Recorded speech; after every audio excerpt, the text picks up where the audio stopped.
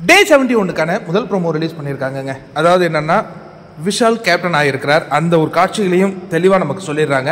ஆனால் இந்த கேம் ஏதோ ஒரு சுவாரஸ்யமான ஒரு நிகழ்வாக பின்னப்பட்டு இருக்கு.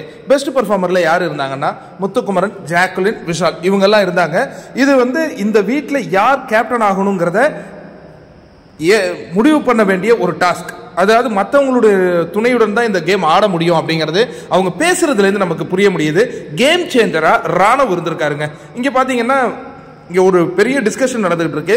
இங்கே ரயான் இருக்காரு, மஞ்சரி இருக்காங்க, அதுக்கப்புறம் யாரு, பவித்ரா இருக்காங்க, ஜெஃப்ரி இருக்காங்க. இவங்க முத்து அண்ட் ஜாக்லின் ரெண்டு பேருமே போட்டியிடுறவங்க தான். இவங்களுக்கு இந்த அளவு தான் சொற்ப ஆதரவு இருந்திருக்கு. அங்கே விஷாலுக்கு ஒரு ஏகப்பட்ட ஆதரவு ஹவுஸ்குள்ளே இருந்திருக்கு அப்படிங்கிறத நம்மளால அனுமானிச்சுக்க முடியுது. இதில் ராணவ் ஒரு ப்ளே பண்ணுவார் அப்படின்னு எதிர்பார்க்கும் போது கடைசி கட்டத்தில் ராணவ் விஷாலுக்கு தனது ஆதரவை தெரிவிக்க விஷால் இந்த போட்டியில் வெற்றி பெற்றிருக்கின்றார் அப்படிங்கிற மாதிரி தெரியுது. இப்போ ஒரு போட்டி முடிஞ்சதுக்கு பிறகு ஒரு டிஸ்கஷன் நடந்துகிட்டு இருக்கு.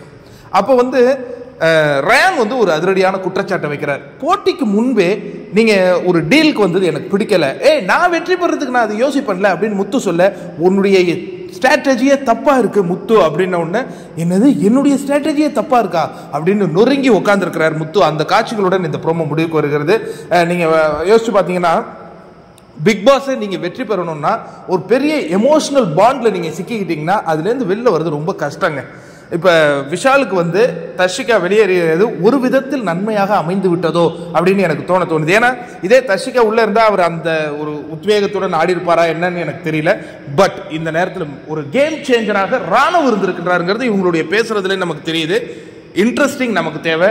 அது கிடைக்குமா பொறுத்திருந்து பார்ப்போம். இந்த வாரம் தான் ஒரு ப்ராப்பர் டாஸ்க்குக்கான கடைசி வாரம். அதனால ஒவ்வொரு போட்டியாளர்களும் முன்னேறி செல்ல உழைப்பை வெளிப்படுத்துவார்கள். நாமினேஷன்ல விஷால், ஜெஃப்ரி தவிர எல்லாம் வந்துட்டாங்களாம்.